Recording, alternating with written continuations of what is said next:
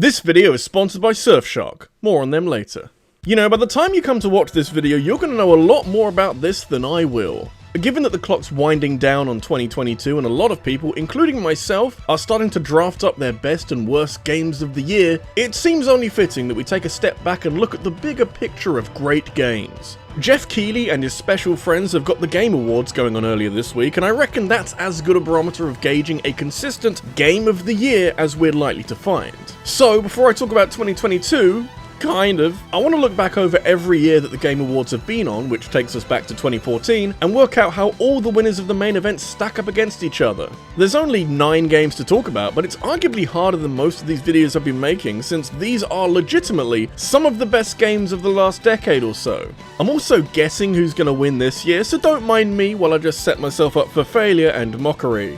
Oh, I'm gonna do it! It's gonna get messy! But at least if my prediction skills let me down, I won't have to worry about leaky internet security, because this video is sponsored by the fine boys and girls over at Surfshark. VPNs like Surfshark let you connect to servers across the globe, with Surfshark in particular having over 3,200 servers spread across 100 countries, so you can access international streaming libraries and watch, say, Japanese Netflix, and watch all the anime you can handle. Plus, I should mention that there's some more serious applications, since online security is more important than ever these days, and Surfshark can help secure your data with industry-leading measures by using uncrackable encryption and the best VPN protocols around, so you can join public Wi-Fi safe in the knowledge that your personal data is being kept nice and safe. Surfshark is super easy to install and can run on unlimited devices from a single subscription, so you can safely do all your interneting on a massive number of different platforms, and with a 30-day money-back guarantee and 24/7 live customer support, that's like an avalanche of good stuff. You can go to surfshark.deals/RabbidLuigi and enter the promo code RabbidLuigi for 83% off and 3 extra months for free. That link is also in this video's description if you don't fancy typing all of that out. Secure your connection now with Surfshark. Anyway, best of the best time! I don't remember which year I first started to become aware of the Game Awards. It definitely wasn't the first year that they ran one, since it did take a while for this show to acquire the profile it has now, and if anything, that just shines an intriguing light on the 2014 edition.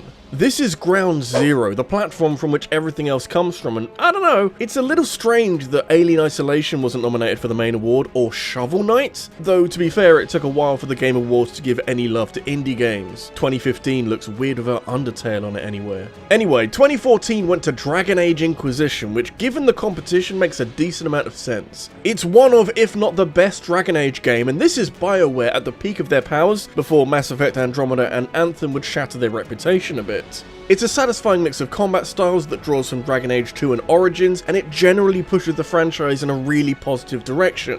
The issue is that you'd struggle to call it one of the best games ever made, and sadly that's the company it's keeping today, so it has to go on the bottom. It's a tough break, but someone's got to do it.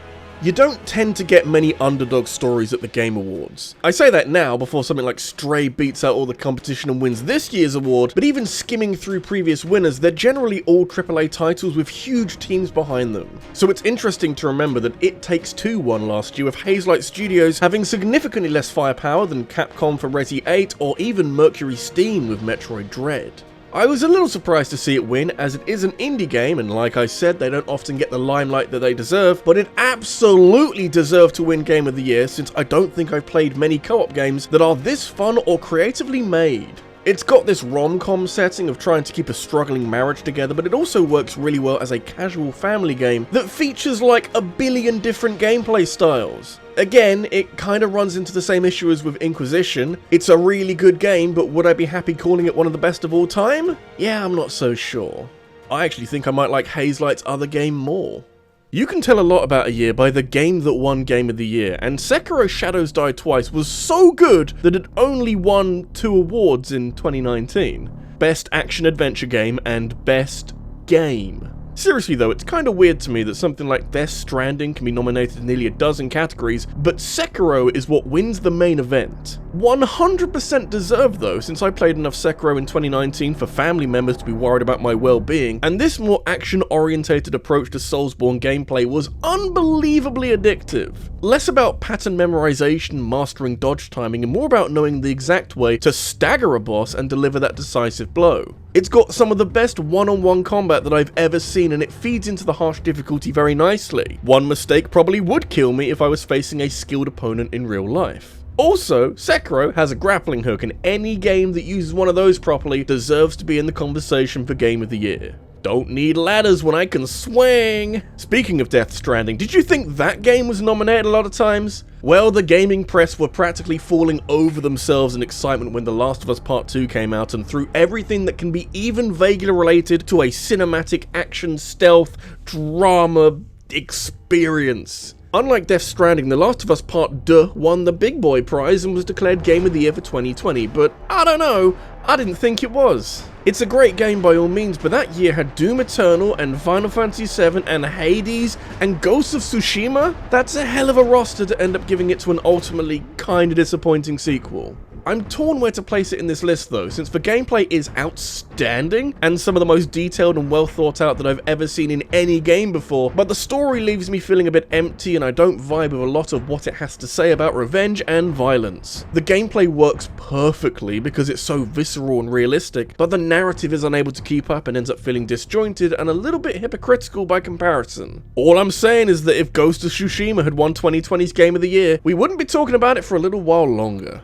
How do you rank a game like Overwatch? That's Overwatch 1, not the cancerous sequel round of exploitative practices and unfinished content that managed to copy the first game with minor changes but still manages to ruin the overall package, and back in 2016, Activision's decline in controversies and general shitty behaviour were a tiny speck on the horizon. I remember being excited for this game and how it could fill an increasingly Team Fortress 2 shaped hole in my life, but fast forward to current year and damn, TF2 having so much longevity isn't talked about enough. Anyway, back to Overwatch, and at launch and roughly the same time as it won its award, this game was on top form and easily some of the most fun I've had playing online multiplayer. Not every character was balanced, but they existed in a delicate ecosystem with several characters having obvious counters, and the most fun of which can be like their own mini-games. I've spent way too much of my life wall riding as Lucio, and I'd play a standalone game of that yesterday. Obviously, Blizzard destroyed Overwatch slowly over the years, but back in 2016, it didn't have a lot of competition. I'm gonna say that from this point onwards, the games enter the realm of possibly being some of the greatest ever made. That's not a bad average, to be honest. 9 years worth of awards with just under half being given out to all-time highlights is pretty damn good. You can basically shuffle the top 4 around and I won't want to throttle you for it. I'm starting with The Witcher 3, which in 2015 was basically the best open world game around at the time. A lot of other open world games had great qualities, but ended up spreading themselves a little thin when stretched to an open world, and yet The Witcher 3 strode into the picture with so much confidence and an eye for detail that made its open world so believable. Geralt can climb and swim now, so you're less limited on where you can go, and since every corner of the world is something worth finding and doing, there is a shockingly large amount of game in The Witcher 3. It's so well optimized that it can run really well on the Nintendo Switch, and there's even a next-gen update due out in about a week, so expect to see it look even better very soon. It's like genuinely hard to fault this game. Which leads me nicely to 2022, which hasn't been outstanding for top quality games, but the nominees for this year's top prize do create an interesting standoff between God of War Ragnarok and Elden Ring. I think most people saw this coming, since these two games have been standouts since they came out at opposite ends of the year, and even though Ragnarok came out in November and could easily benefit from recency bias, I think Elden Ring will just edge it in the voting. It's the Dark Souls formula, but carried into an open world bristling with atmosphere and things to kill, but obviously it's a game you can mostly do in any order. Despite this, Elden Ring never loses its ability to surprise the player with new and unique challenges, and at the same time, the vast majority of these challenges come with the usual Dark Souls stipulation that you're probably going to need a few goes at it before you see off the big scary dragon of the hour. Transitioning to a larger overworld could have easily destroyed a lot of what made the Soulsborne formula so engaging, but From Software stuck the landing on this one so well that we should have more faith in them in the future. Is this my game of the year for this year? Have I spoiled that video early? Not necessarily, it's just my favourite out of the 6 that were nominated for the main award. There could be some surprises coming soon, you don't know! And besides, I still want to give some love to God of War Ragnarok because it takes a lot for a sequel to one of the best games ever made to maintain those incredible standards. I'm not sure which game I prefer, but the original God of War did an absolute madness in 2018 by turning a hack-and-slash action franchise into a generic, over-the-shoulder punch-a-thon, but put so much fucking effort into it that it became something incredibly exciting. I feel like people sometimes forget how hard it must have been to take the Kratos that everyone knows and loves and drop him into an unfamiliar Norse-flavoured setting with a new camera angle and a completely different approach to gameplay. And yet, somehow, it retained all the key components of God of War, like the brutal combat and Kratos being unfazed by anything, while adding into it some fascinating character dynamics and a detailed, mature story. That last one is a bit alien for God of War, so it's even more remarkable that Santa Monica did so much good work here.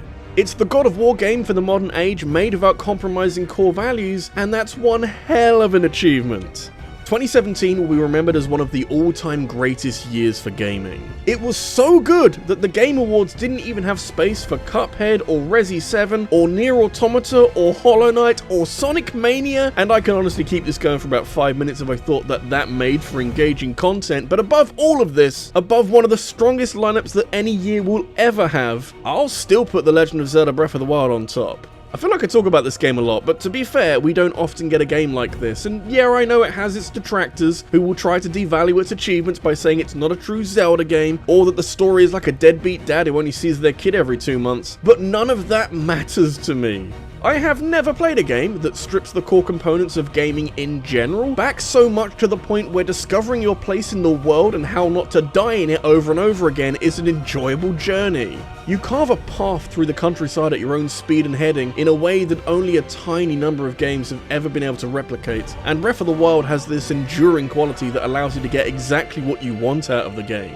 If you want to go face Ganon straight away, you can do that. If you want to take literally about 50 hours, you can do that too. The sequel comes out next year, hopefully, and given the now 6-year time gap, I'm expecting some radical changes, but if Tears of the Kingdom can stick the landing half as well as Breath of the Wild, then 2023 will make for a pretty straightforward awards ceremony.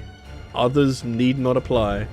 So yeah, that was my ranking of a bunch of different Game of the Years. Do you agree with me, or is there a different game that you'd have at number 1? Tell me down below in a comment, and make sure to leave a like on this video and subscribe for more in the future, and hit that bell for notifications of every new upload. If you need something else to watch right now, I ranked Pokemon Generations last week, and I also want to thank my top supporters on Patreon, including the Green Scorpion, Sarah Malion, and Devon Hutt.